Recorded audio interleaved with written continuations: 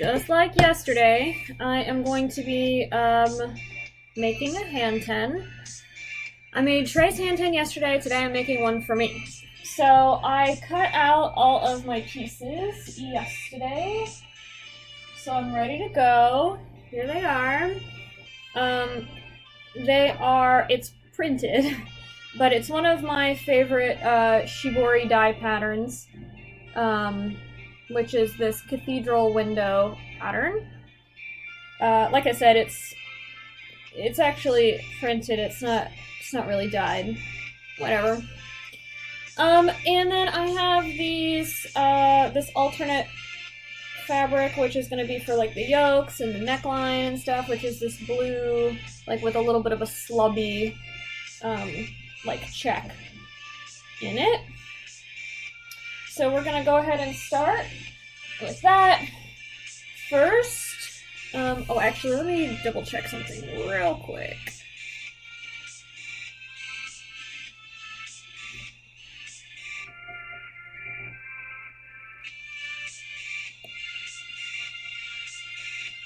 Okay, so first things first, just like with the other one, I'm gonna go ahead and stitch this little origami folded sleeve. You might recall if you watched this video before, or watched me make this before, that the sleeve is just a big rectangle, right? Like everything in Japanese T-shaped garments. And I'm going to fold up one corner of it, and I have it marked here. I'm going to fold down the top of it so that it is shaped like this. This side goes to the body. This side is the sleeve hem. So it ends up with this funny little seam right in the center of it. So I'm going to go ahead and prep that and stitch it. I am once more pinning in the middle of my lap, which is not ideal. So just a second, I'm going to get this pinned, and then I'm going to move up onto my tabletop.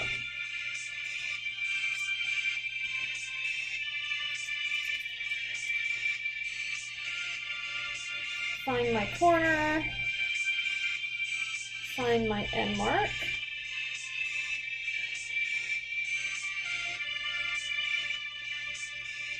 And pin that there.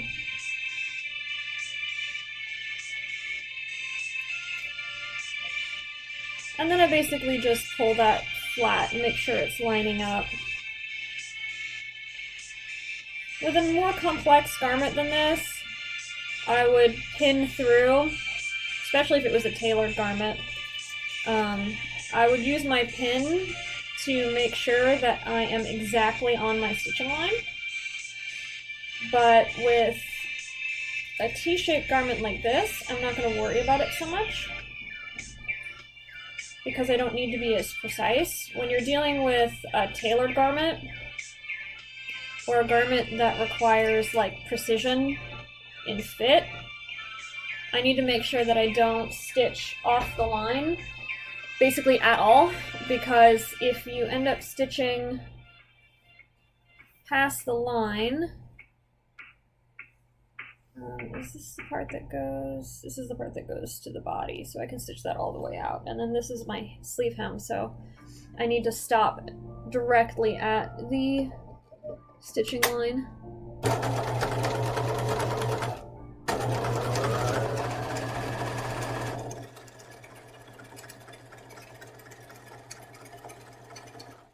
But basically, if you're dealing with a garment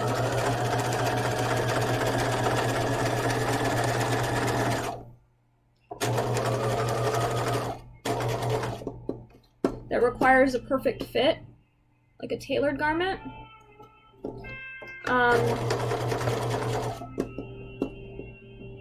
not matching up your stitch lines precisely, if you're like an eighth of an inch off here or there, that will really mess with the fit of the garment.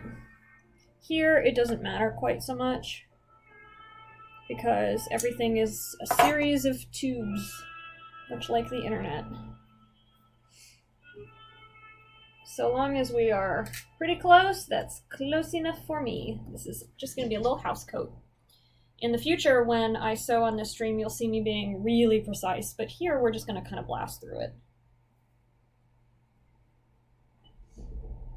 And I'm pretty precise in some areas, like if I need to stop at a corner, we have to stop exactly on that corner. The needle needs to sink right where I put it, and not a single centimeter farther. Okay, now we're setting up this one.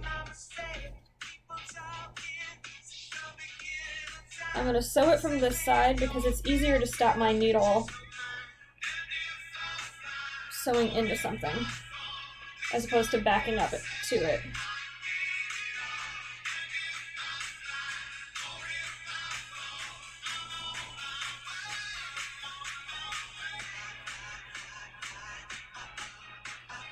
Okay, pinning in my lap again. I just cannot stop. It's a complete habit. A lot of times when you're sewing in a costume shop, if you're a stitcher, your domain, as it were, your workspace is literally just your industrial machine and the tabletop that it occupies, which is industrial machines are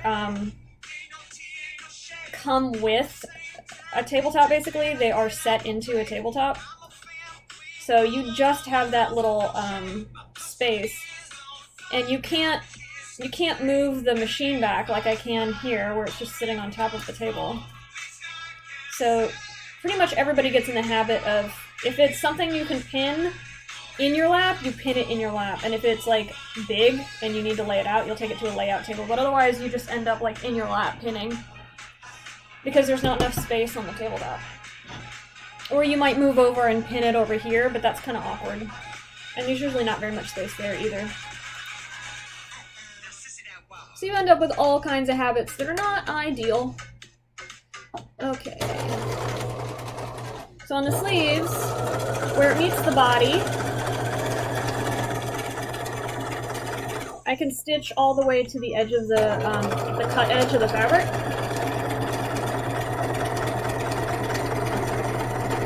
But where it goes into the sleeve hem, I need to sink my needle exactly at the edge of my stitching line,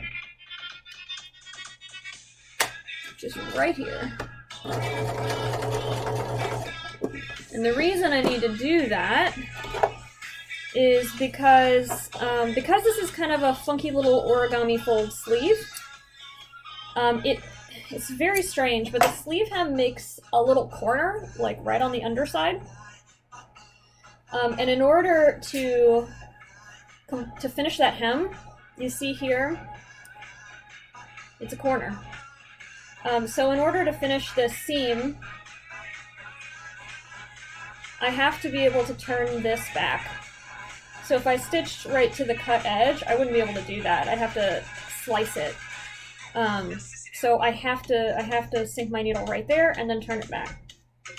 So now I am going to go press these, and I'm going to prep the finished hem edge of my pockets at the ironing table, and then I will be right back to top stitch the sleeve hem and the top hem of the pockets. Yeah, I got pins over there.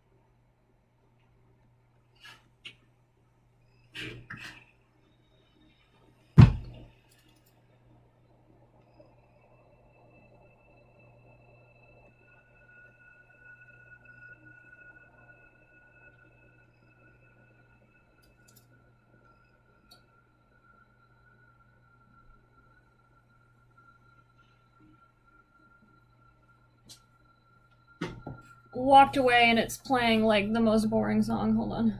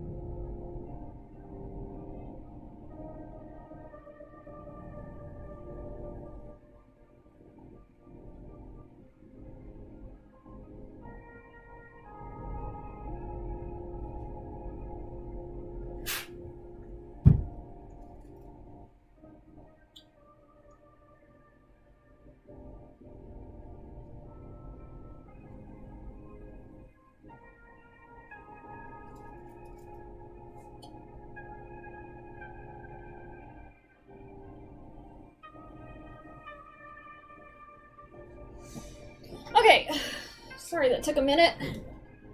Next week I'm really hoping to have my new webcam set up over there. I need to figure out how to kind of like... Oh, sorry. I need to figure out how to run the wire over here, but I'll get to that when I get to that. Anyway, hopefully next week it won't be so boring when I'm like, okay, bye, I'll be right back. Alrighty, so I want to be stitching, oops, that's, I want to be stitching here at about 3/8 of an inch away from the cut, or the finish edge.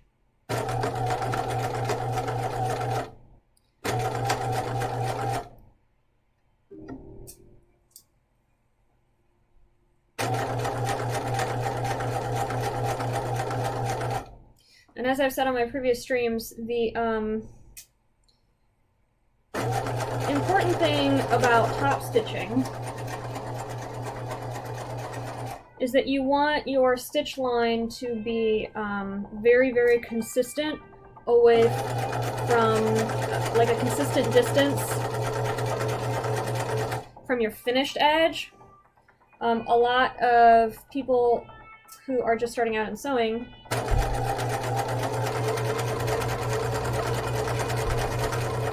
make the mistake of thinking that your stitching line needs to be consistently the same distance from your cut edge.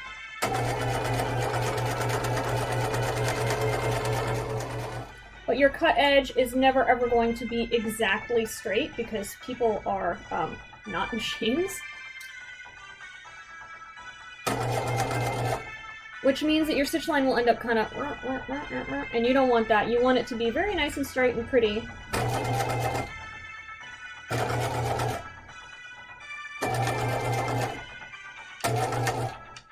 Okay, now I need to make sure that this ends up. I need to wiggle that back just a tiny bit. In just the right spot when I make that turn.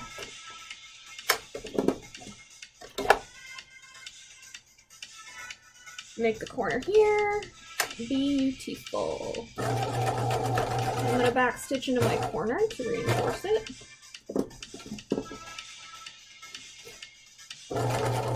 Okay. Good. Whoops, I whacked the webcam. That'll happen.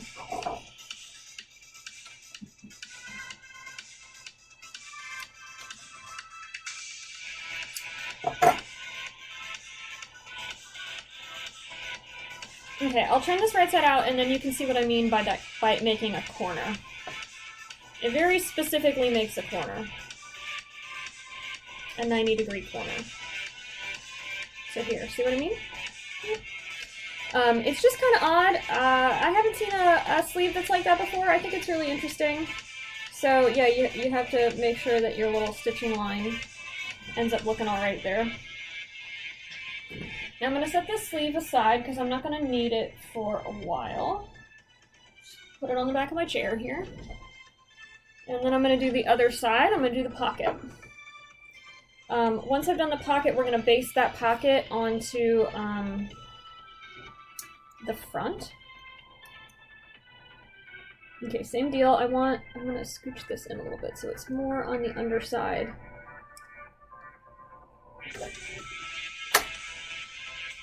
Pop that needle out of there.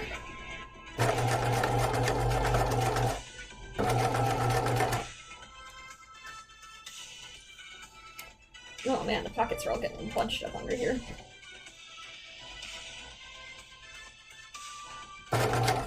There's a tiny little back stitch there.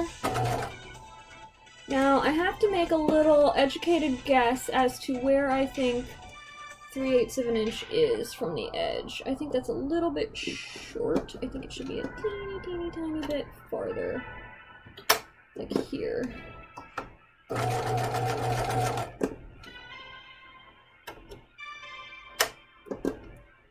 Okay. Yeah. Dead on.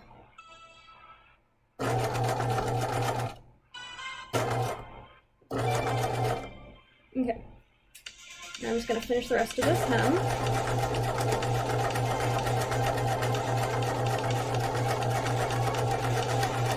So with hems, one thing that you can do when they're curving around the arm of the machine like this, I just put my hand inside the curve to create a little bit of tension. And then you can just kind of let it run through your hands. I use my left hand to kind of guide, to just put a little bit of pressure as it's going across the stitch plate to make sure that it doesn't like shift suddenly left or right. For some reason, sometimes the feed dogs can snag on something and they'll just yank the fabric to the left or the right, which you do not want to happen. So, stitching when you've been doing it for a while, when you are very comfortable with stitching, as you get more comfortable with stitching, basically, you'll find that you'll need to pin less, and you can do a lot more just letting the fabric run through the machine. You learn to trust the feed dogs to feed the garment consistently and evenly through the machine. Of course, you always want to be on your guard, because when you really start to trust it is when that bitch will betray you. And it'll do something super wonky. But you can kind of relax a little bit. Alright, this one is looking pretty decent too. Cool beans. I'm like looking around. Where did I put it? It's right behind me. Okay, so now I'm gonna top stitch. I did a little double roll on the hem for my, this guy is printed also, you can tell because it's white on the back side and then the print is on the other side, but whatever. I did a little double roll hem on this. I wanted my hem to be 3/8, so it's, you know, 1 3/4 inch, and I just pressed it down to my stitch line that's on here. And then gave it one more roll. I'm gonna edge stitch this.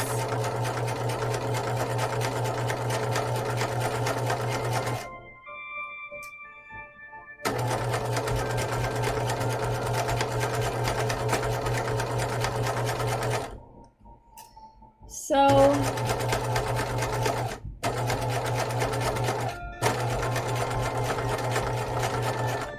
when it comes to stitching, all these little finishing details are what's going to end up making your garment look like professionally made. So you want your edge stitching to be nice and even as possible, you know? You want it to just look nice and flat. Everybody knows what finished garments are meant to look like. Even if you haven't really thought about it, everybody owns clothes and has bought clothes off the rack.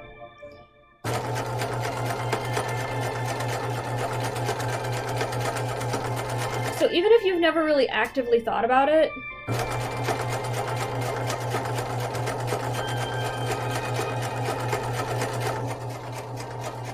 and you don't know like the names of the stitches or the various techniques,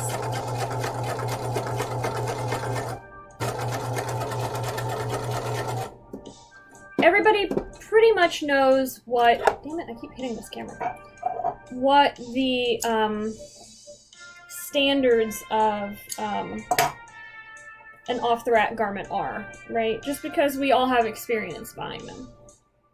So the key to making a good garment, in my opinion, is to make it look like you could have bought it at a store. Of course, you want it to look high-end. You don't want it to look like you bought it at Walmart. But you do want it to look like someone could say, where'd you get that? Like, Anthropology or something like that. Like, aim for something that's a little bit higher end. The garments at Free People or Anthropology generally have like a slightly higher level of, it's still, you know, not like brand, like high-end brand name stuff, but it has a slightly higher level of quality.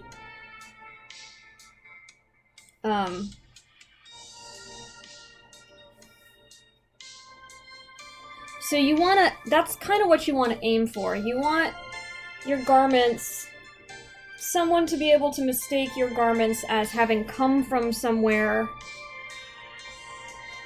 that you might shop. That's generally what I go for anyway. And if the person, you know, really knew like about couture techniques, they might guess somewhere, you know, even higher end than that for like not this garment obviously, because this is pretty basic, but for like some of the tailored items that I make, like if I make a bespoke suit, I don't want someone to be like, oh wow, it looks like you bought that from Macy's. You know, you want them to say like, wow, is that Burberry?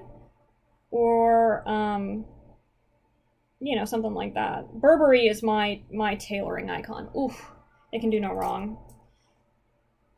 Everything they make is tailored to goddamn perfection. It is so beautiful, and I can't afford even a single stitch of it.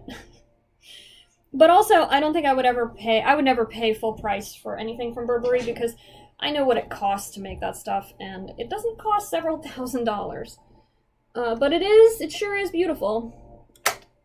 And as a fellow tailor, I really appreciate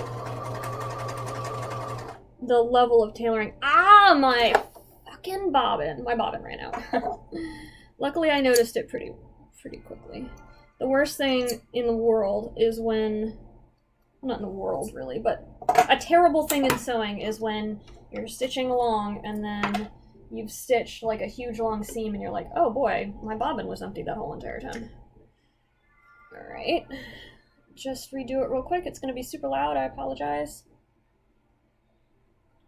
I'm getting an industrial machine soon, and I cannot even tell you, I'm so excited. One incredible thing about an industrial machine is that you can fill a bobbin while you're stitching, because the bobbin winder is like a separate device from your machine. It's on the side.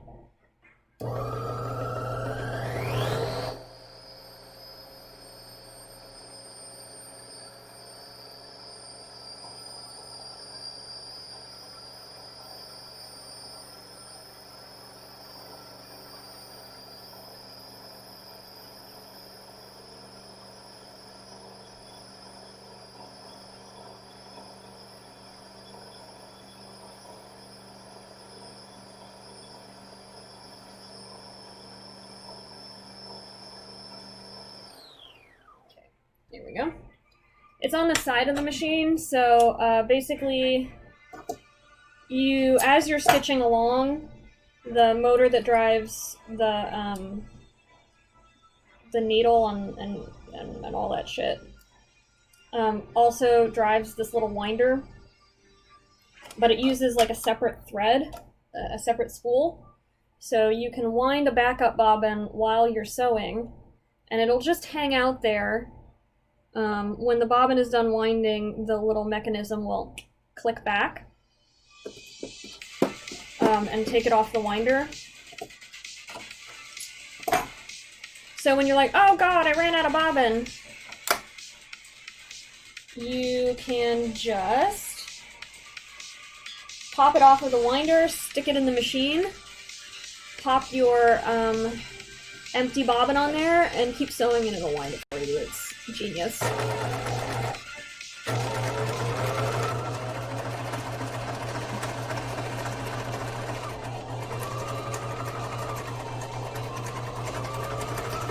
Okay, so now I am basting the pockets onto the front of my Hanten, because it's got these cute little patch pockets on the front, because I'm going to be wearing this kind of just around the house. Well, I'll probably also be wearing it, you know, like outside and just as a jacket, because I'm a fan of this shape. I think it's going to be cute. The one I made for Trey is cute.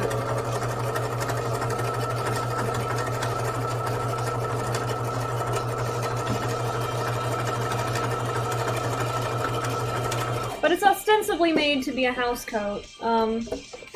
as a lady, a lot of our garments do not have adequate pockets, which sucks ass. So, I'm a pockets gal. I put pockets in dang near everything I make. I'm also a tailor, so I really actually enjoy installing pocketing in things. I like doing all of those pretty little details of like welt pocketing, especially when you do welts that are like interesting shapes that really end up being just like beautiful little design details on a tailored garment.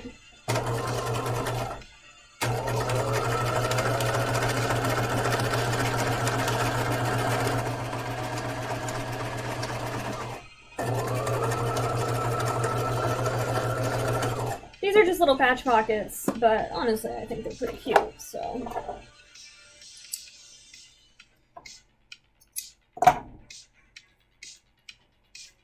I'm a huge fashion nerd, so I think pretty much all design details are cute. And here it is a little slanted patch pocket. I like that it has this slant on it too, because it makes it like kind of just natural for your hand to go into it. So besides being cute, it's functional. Look at this, I'm gonna toss that on top of my sleeve here. Set up my next pocket. Where is my, okay, here we go. This is my center front, it has a notch on it. I learned from last time, my little whoopsie doodle, that the notch goes on the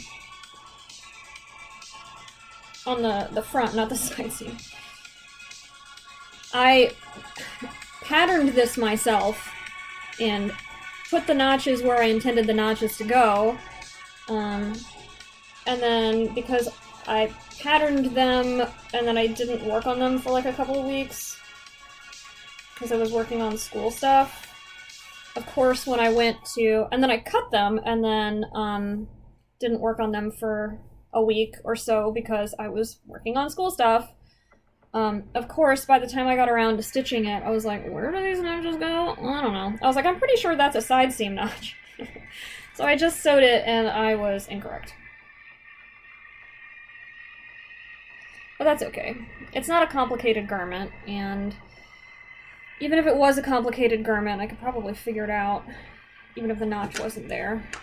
It's just, makes it a little bit easier on me if I can line things up with notches, because then I don't have to logic my way into figuring out something that I've already figured out. Why do the math twice, right? Past you already figured that shit out.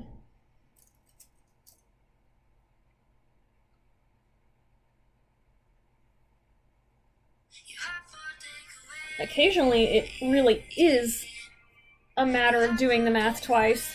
I've done the math, I've written it down, and then I lost it. Pretty much only happens in my personal projects, though, because when I'm working for a theater, every show I build gets its own notebook. Or section in a notebook. If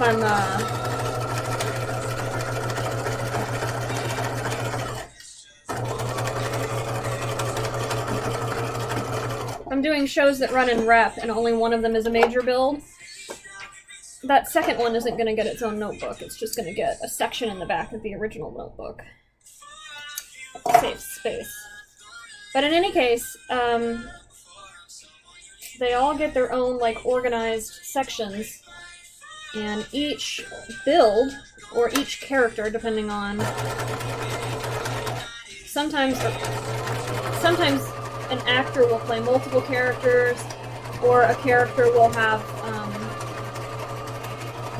multiple builds.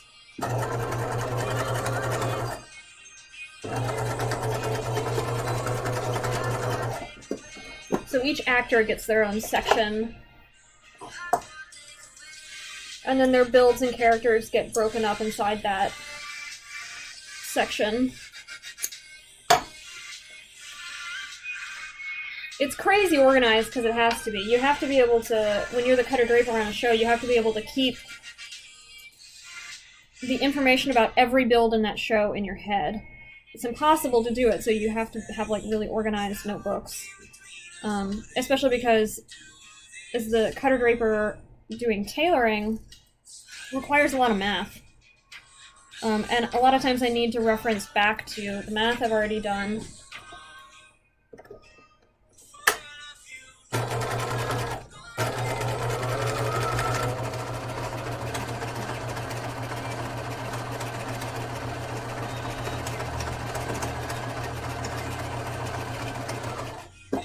So every dang thing has to get written down.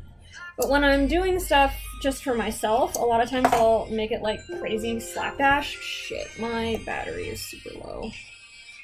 Ah! Alright, well...